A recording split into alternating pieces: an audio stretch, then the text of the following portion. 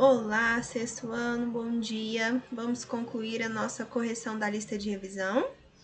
Nós paramos na questão 24, então agora vamos dar continuidade a partir da questão 25 e vamos tratar nessa questão sobre a classe de palavras numeral. Já falamos sobre essa classe, as classificações dos numerais, em questões anteriores, os artigos, substantivo, adjetivo, já tratamos de todos esses temas e conteúdos aí, né? Então agora vamos dar continuidade. Leia a tirinha abaixo e complete o que se pede sobre a classe de palavras numeral. Uma tirinha aí do H. Contaremos até 10 e iremos para cima do inimigo. Comece a contar, é de sortudo. 1 oitavo, 2 oitavos, 3 oitavos, 4 oitavos, 5 oitavos e assim por diante. O efeito de humor da tira abaixo é construído a partir de um uso inesperado de numerais. Veja só, ele utilizou aqui o que? Frações, que são representados aí por numerais fracionários, Os numerais fracionários indicam divisão, a parte, que é justamente a fração, por isso o nome fracionários, tá? Como H determina que o ataque deverá ter início ao final de uma contagem até 10, de sortudo recorre aos numerais fracionários, mais uma vez, para protelar ao máximo o momento da batalha, porque ele dividiu em inúmeras partezinhas e foi contando, Então, ele foi esperto, Ele não queria atacar o inimigo, não. Então, fracionários e fracionários aqui preenchendo as lacunas. 26. Quais são os monossílabos tônicos que são acentuados? Monossílabos, uma sílaba, palavra que possui apenas uma sílaba. Quais são os monossílabos tônicos que são acentuados? Somente aqueles que terminam em a, e, o e plural, As, es, os, que são acentuados. Exemplo, já, lá, ré, pé, nós, etc. Então, no singular ou plural, os monossílabos tônicos acentuados são aqueles que terminam em a, e, o plural.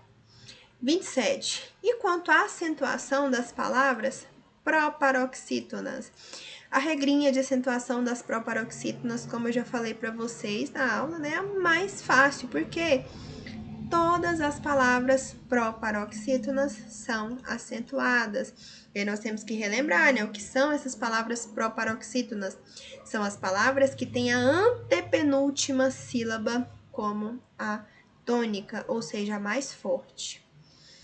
Exemplo, Antártica, mérito, rápido, sílaba, etc. Todas elas são acentuadas, todas elas recebem um acento gráfico. 28.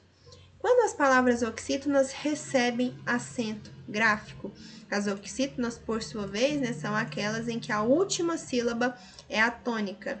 As palavras recebem acento gráfico quando terminam em a, e, o, em e ens. Exemplo, cajá, maracá, café, giló, ninguém, armazém. Oxítona, ou seja, a última sílaba é a mais forte, terminou, tem essas terminações aqui, recebe acento. Terminou diferente, não tem acento. E por fim, quando as palavras paroxítonas é aquela em que a penúltima sílaba é a mais forte, recebem acento gráfico. Quando terminam de maneira diferente de a, e, o, em, ens. Veja só que uma regrinha é o oposto da outra, As oxítonas vão receber acento gráfico se elas forem terminadas em a, e, o, em, ens. E já as paroxítonas se elas terminarem diferente disto, Exemplo, açúcar, caráter, ímpar, órfão, lápis. Essas são acentuadas porque terminam de maneira diferente de a, e, o, em, ens. 30. Assinale a alternativa em que todos os vocábulos são acentuados por serem oxítonos. Nós acabamos de ver a regrinha aqui, As palavras oxítonas. Veja só, você, capilé, para na lápis régua. Eu acabei de dar um exemplo aqui do lápis, né, que é paroxítona. Então, não são todos aqui que são oxítonas. Começando pelo lápis, aí nós já podemos identificar. B, paletó. Veja só, a última sílaba é a tônica mais forte e termina em O, recebeu acento. Avô, a última sílaba é a mais forte e recebeu acento. Aqui não é agudo, mas é acentuado, né? Nós temos o circunflexo. Pajé, o Gé, a última sílaba mais forte, oxítono, terminou em E, recebe acento. Café, da mesma forma. Giló, também, oxítono terminado em O, recebe acento. Então, todas essas palavrinhas aqui são acentuadas porque são oxítonas com a terminação que elas devem. A, E, O, em ou em. Isso aqui, no caso, somente E e O. Letra B é a nossa resposta, tá? Amém, amável, filó, porém, além. Não, caí, aí, imã, ipê, abricó. Então, todas as palavras oxítonas que recebem acento por isso estão na B. 31. Acentue corretamente as paroxítonas das frases a seguir. Veja só, as paroxítonas, elas vão receber acento se acabarem de forma diferente de A, E, O, em, ens. Veja só, senadores participam do fórum. Terminou diferente de A, O, E, em, ens. Recebeu acento aqui, ó, porque ela é paroxítona. Senadores participam de fórum ibero-americano. Minha vizinha é muito adorável. Levei Joana ao médico por sentir dores no tórax. A aula de história foi muito interessante. 32. Construa 3 frases utilizando monossílabos tônicos. Então, aqui a resposta é pessoal, tá bom? Coloquei ali algumas, mas a resposta é pessoal.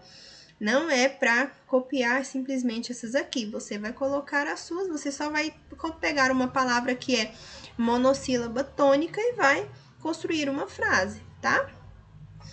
Exemplos que eu coloquei aqui para preencher aqui o gabarito. Meu pé ficou sujo de tanto brincar. Encontramos o gato lá no setor vizinho. Nós iremos buscar o lanche na casa da avó. Então, temos aqui exemplos de monossílabos tônicos. Construa 3 frases utilizando palavras proparoxítonas. Todas elas são acentuadas, né? Exemplo também que eu coloquei, mas não é para colocar essas respostas. Construa aí as suas frases, tá? A aula prática de matemática foi muito legal. São proparoxítonas, até deixei aqui a sílaba separada para você confirmar. Veja, a proparoxítona é aquela em que a antepenúltima é a tônica, ó, contando de trás para frente. 1, 2, 3, antepenúltima. 1, 2, 3, antepenúltima. É acentuada. O ônibus chegou atrasado ao destino. Não gosto de abóbora. Então, são palavras proparoxítonas. Leia o seguinte poema e responda as questões que seguem. Tem tudo a ver, Elias José. A poesia tem tudo a ver com tua dor e alegrias, com as cores, as formas, os cheiros, os sabores e a música do mundo. A poesia tem tudo a ver com o sorriso da criança, o diálogo dos namorados, as lágrimas diante da morte, os olhos pedindo pão. A poesia tem tudo a ver com a plumagem, o voo, o canto dos pássaros, a veloz acrobacia dos peixes, as cores todas do arco-íris, o ritmo dos rios e cachoeiras, o brilho da lua, do sol e das estrelas, a explosão em verde em flores e frutos. A poesia é só abrir os olhos e ver, tudo tem a ver com tudo. Veja só que poema mais interessante, né? Ele fala aqui sobre o quê? Sobre a poesia. Nós temos aí, né, um pré-conceito, né, uma ideia aí já formada sobre a poesia muitas vezes, de que a poesia só vai falar de amor, de sentimento, de paixão, né? Mas nesse poema aí, nós temos claramente, né, que qualquer coisa pode ser tema de poema, qualquer coisa. Veja só, olhos pedindo pão, ou seja, a fome, né? A conversa dos namorados pode, o sorriso da criança, uma folha caindo, a plumagem, o voo, tudo, Tudo tem poesia. Poesia é a beleza, né? É a arte. Então, tudo pode virar poema. Tudo tem poesia, né? Então, é um texto fantástico, tá bom? Ele é de Elias José. A partir disso, vamos respondendo aqui. 34. Quantos versos há no poema lido? Versos são as linhas. Contando, temos 25 versos no poema, no total. 35. Quantas estrofes há no poema de Elias José? Veja só, as estrofes são os conjuntos de versos. Nós temos uma, duas, três, quatro. 4 estrofes. 36. Por que, segundo eu lírico, a poesia tem a ver com tudo? Responda com suas palavras de forma clara e sólida. Então, veja só. Resposta pessoal, você vai responder com suas palavras. Mas é bem sobre isso que eu disse, né? A poesia, tudo pode virar poesia, né? Tudo pode virar poema, porque tudo tem a beleza que é a poesia. Então, tudo que está à nossa volta, tudo que sentimos, tudo que acreditamos, tudo que gostamos pode virar poesia, ou seja, poesia não trata só de amor, paixão. Qualquer tema vira poesia. Pode ser tema de um poema. Poema é um gênero textual, né? 37. Escreva a partir do conhecimento sobre o gênero estudado neste bimestre um relato de viagem. Escolha alguma viagem que você já fez e conte as experiências interessantes que você guardou dela. Lembre-se dos detalhes que interessariam o leitor do texto. Então, você vai escrever aqui nestas linhas um relato de viagem, tá bom? Que é um gênero que nós trabalhamos aí. Leia a tira abaixo e responda o que se pede. Nós temos aí um quadrinho, né? Vida árdua, difícil, sacrificada. Vida dura, complicada, esgotadora. E aí nós temos aqui artistas, perigo, infância, anarquistas. 38. Cada um dos dois caminhos apontados na placa maior é qualificado por adjetivos. Quais são esses adjetivos? Veja só. A vida. Vida é o substantivo, né? E aí eu tenho alguns adjetivos que vão caracterizar essa vida, esse substantivo. Árdua, difícil, sacrificada. Não é qualquer vida, é uma vida árdua, difícil, sacrificada. São características aí dessa vida. Ruim, né? A outra também não é muito diferente, não. Vida dura, complicada, esgotada, esgotadora, né? Também são adjetivos. Então, os adjetivos são árdua, difícil, sacrificada, dura, complicada, esgotadora. 39. Considerando os adjetivos utilizados nos dois casos, ainda sobre a placa grande, percebe-se alguma diferença no tipo de vida associado a cada caminho? Justifique. Veja só, a diferença são adjetivos diferentes, mas eu particularmente não queria ir nenhum dos dois, porque os dois são caminhos difíceis, ruins, né? Pesados ali. Então, mesmo os adjetivos utilizados sendo diferentes, é perceptível que ambos os caminhos gerarão conflitos, angústia, tristeza, ou seja, não será nada fácil, independentemente da escolha. A vida é difícil. Leia a tirinha a seguir e responda o que se pede. Tavares é o homem mais azarado do mundo. Quero ser o homem mais sortudo. Quase, Tavares, quase. 40. Na tirinha, encontramos um adjetivo superlativo relativo de superioridade. Transcreva-o. Quando nós trabalhamos lá o adjetivo, nós trabalhamos o seu grau. E aí nós temos, né, o grau superlativo. Aqui nós queremos, né, o grau superlativo relativo de superioridade. E aí nós temos um exemplo, né? Um exemplo é lá no primeiro quadrinho. Tavares é o homem mais azarado do mundo. Veja só, nós temos aqui um grupo, né, de outros seres, mundo no caso, a essa intensificação em relação a esse grupo, né? Então, ele é o homem mais azarado de todo mundo, em relação a todo mundo, né? Não pode ser mais abrangente, né? O mundo inteiro, ele é o mais azarado. E aí ele começou a dizer, né, que ele queria ser o mais sortudo, mas aí deu nem tempo dele terminar de falar e nem da pedrinha da moeda, né, cair lá no poço.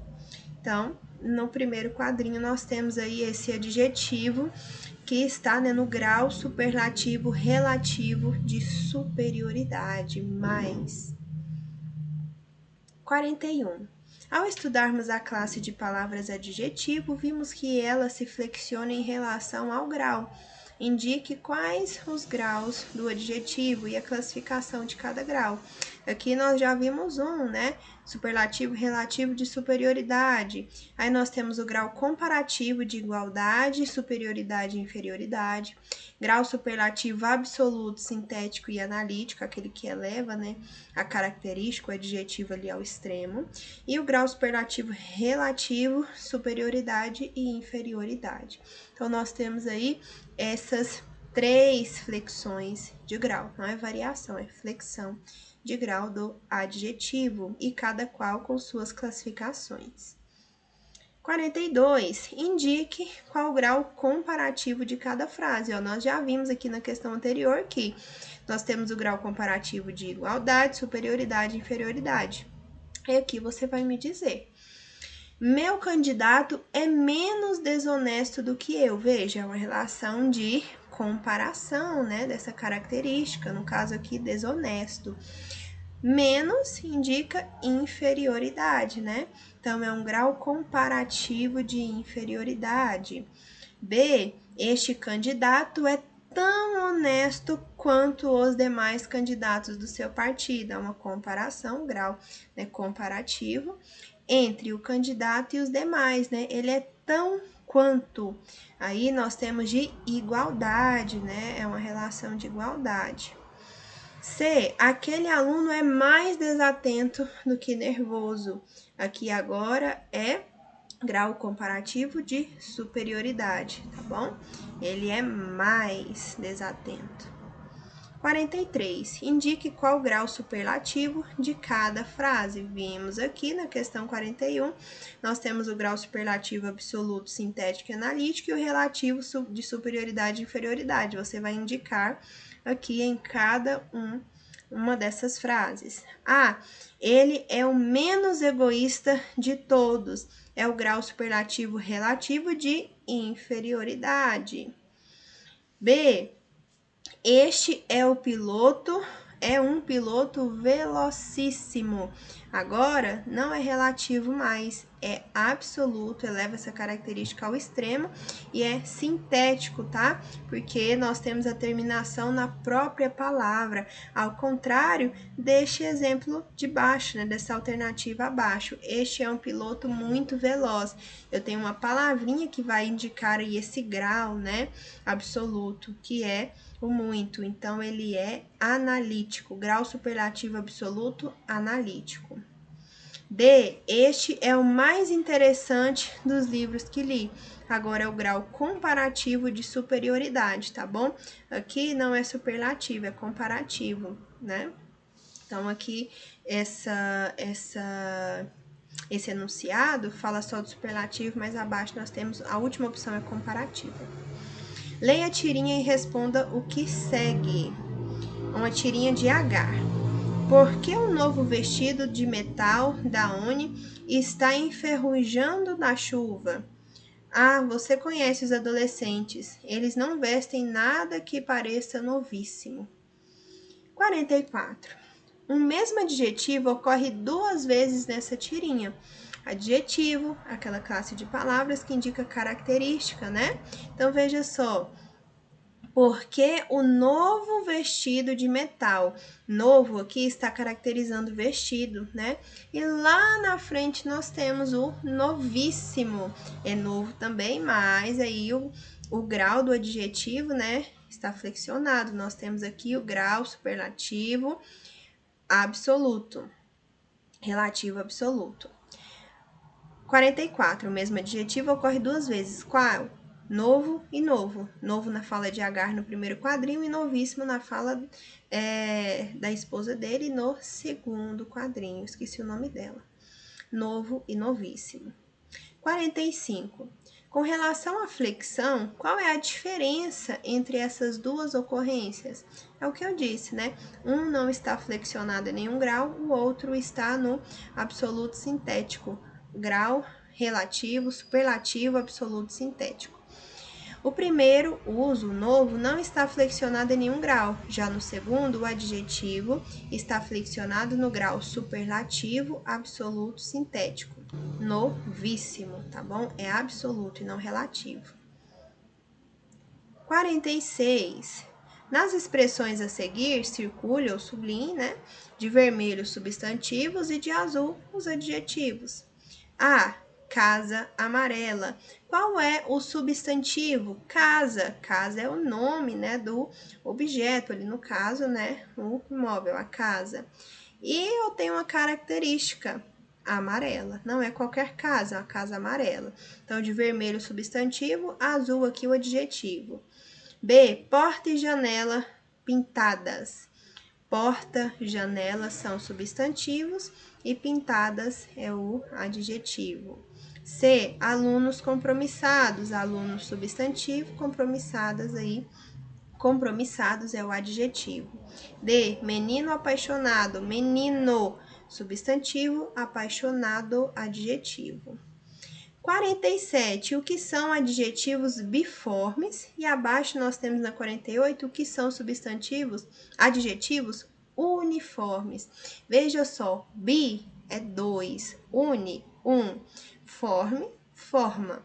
Então, os adjetivos biformes são aqueles que possuem duas formas, né? Um para o feminino e um para o masculino. Já os uniformes são aqueles que possuem apenas uma forma, uma palavrinha só, referente ao masculino e ao feminino, tá?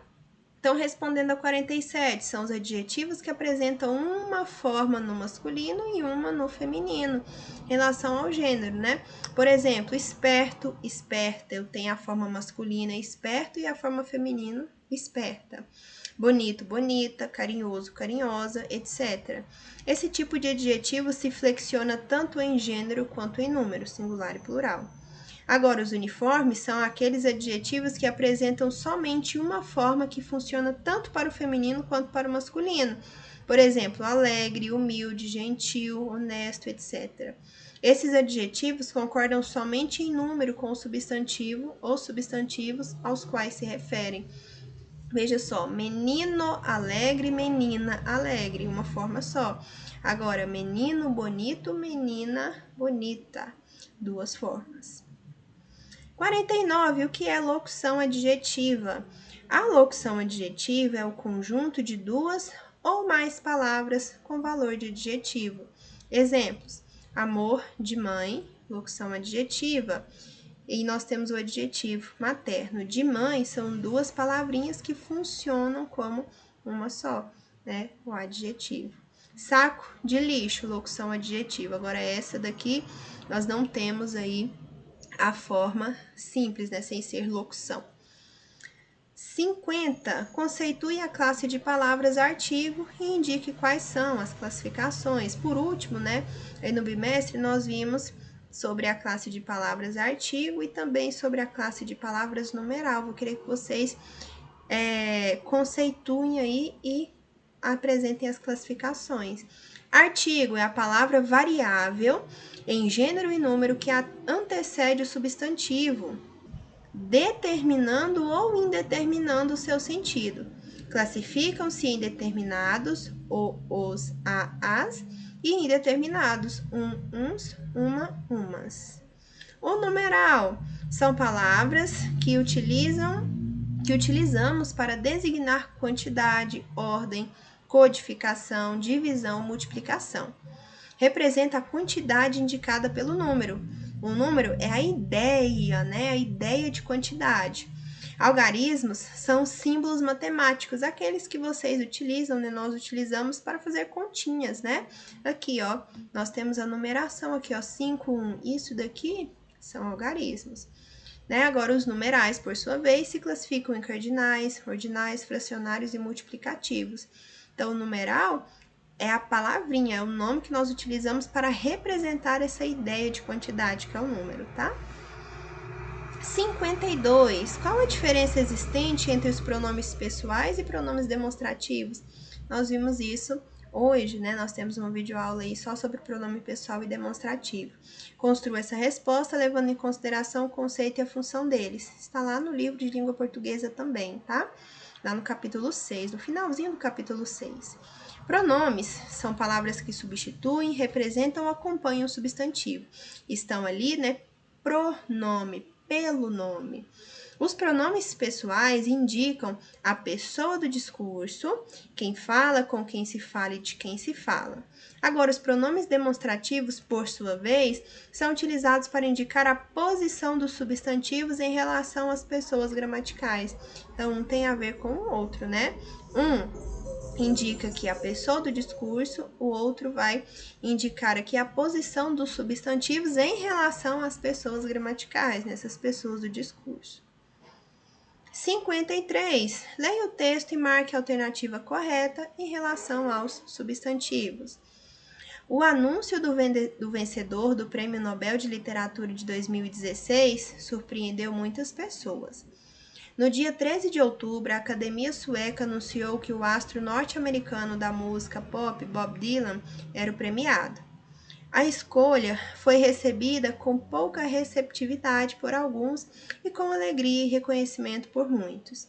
Estes consideram que a escolha inusitada reflete um avanço na forma de entender a arte literária. As manifestações negativas giram justamente pelo fato de Dylan ser músico e, apesar de poeta, não ser escritor de ofício. A Academia Sueca, responsável pela seleção do escritor, declarou que a escolha levou em conta a criação de novas expressões poéticas. No texto, 3 substantivos comuns são. Aí nós temos aqui alguns substantivos, né? Obviamente, né? No texto tem diversos substantivos, você tem que classificar aqui, identificar esses substantivos e classificá-los se eles são comuns. Substantivo comum é aquele que se refere, né, de forma comum, de forma genérica aos seres. Por exemplo, pessoas, astro, músico. São substantivos comuns? Os 3 são, tá? Em oposição ao substantivo comum, nós costumamos utilizar o substantivo próprio, né? No caso, Bob Dylan é o nome, não é? Então, seria um substantivo próprio, mas músico, astro, pessoa é um substantivo comum, tá? Então, a letra A nós já temos a nossa resposta. Surpreendeu é verbo, escolha substantivo, manifestações também, mas surpreendeu é verbo, então já nós tiramos daqui. Ofício, declarou, criação, declarou também é verbo. Prêmio Nobel de Literatura, Bob Dylan, Academia Sueca. Aqui nós temos substantivos próprios e não comuns. Então, a resposta é a letra A. Leia o texto a seguir para responder as questões seguintes. As plantas dormem? As flores se abrem pela manhã e se fecham à noite. Você já reparou como isso acontece? Será que elas estão dormindo? Sim, elas dormem à noite. E o que faz elas dormirem é o ritmo circadiano, assim como acontece com os humanos. O ritmo circadiano dos seres vivos dura aproximadamente 24 horas, ou seja, acompanha o movimento de rotação da Terra. Isso quer dizer que as plantas, os animais e o organismo dos humanos reconhecem que a noite é o período para descansar e o dia é o período para ficar acordado e realizar atividades. Então, quando dizemos que as plantas estão dormindo, é porque elas interrompem certos processos que só fazem com a luz do sol durante o dia. Luz e escuridão desencadeiam nas plantas mecanismos para produzir substâncias que controlam o crescimento e o desenvolvimento. As plantas podem não ser capazes de se levantar e caçar alimentos, mas durante o dia elas se movem ligeiramente para maximizar sua exposição à energia solar. Elas absorvem a luz do sol para fazer energia através da fotossíntese e, à noite, voltam sua atenção para metabolizar a energia e usá-la para crescer. Um texto aí de Verônica Soares, disponível neste link aqui, minasfazciencia.com.br/infantil. 54. Releia esta passagem do texto. O ritmo circadiano dos seres vivos dura aproximadamente 24 horas, ou seja, acompanha o movimento de rotação da Terra. Nós temos aqui sublinhado o trecho, ou seja, acompanha o movimento de rotação da Terra. O trecho destacado é o que? Uma suposição, uma conclusão, uma explicação.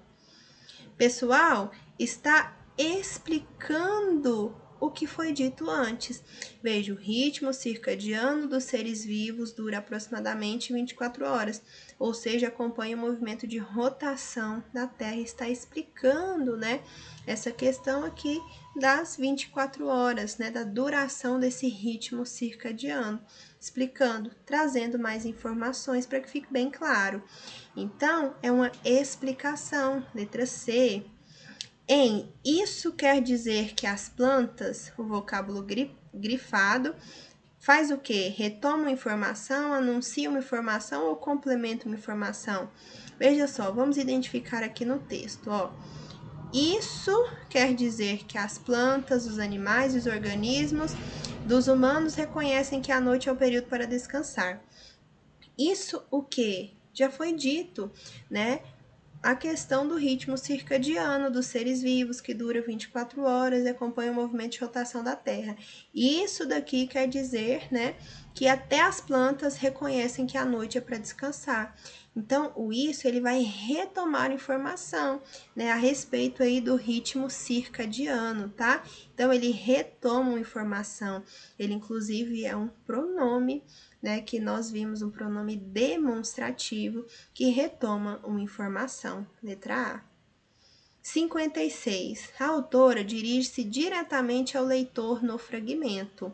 Qual deles? Você já reparou como isso acontece? B. E o dia é o período para ficar acordado e realizar atividades. C. As plantas podem não ser capazes de se levantar e caçar alimentos. Veja só que ela até utiliza aqui um pronome, né? Nome de tratamento. Você já reparou como isso acontece? Então, ele está tratando-se, dirigindo-se aqui diretamente ao leitor, né, do fragmento. Então, letra A. E 57, por último, nossa última questão da lista. No quinto parágrafo do texto, a palavra dormindo está entre aspas. Por quê? Dormindo foi escrita incorretamente? Não, ela está certa. Foi empregada com sentido figurado? É literalmente dormir ali? Ou letra C, um exemplo de linguagem informal? É um exemplo de linguagem figurada, né? Ela está no sentido figurado, letra B, de bola. Então, terminamos aqui nossa lista, tá bom? Estude para avaliação. Nós já vamos começar com as avaliações no finalzinho dessa semana, tá? Vocês vão recebendo as informações lá no grupo, então fiquem atentos. E qualquer dúvida, eu estou disponível no plantão aí das 7 às 11, tá bom? Desejo a vocês um ótimo dia, uma excelente semana, bons estudos, boas provas, bom simulado e conte comigo, tá? Até a próxima aula.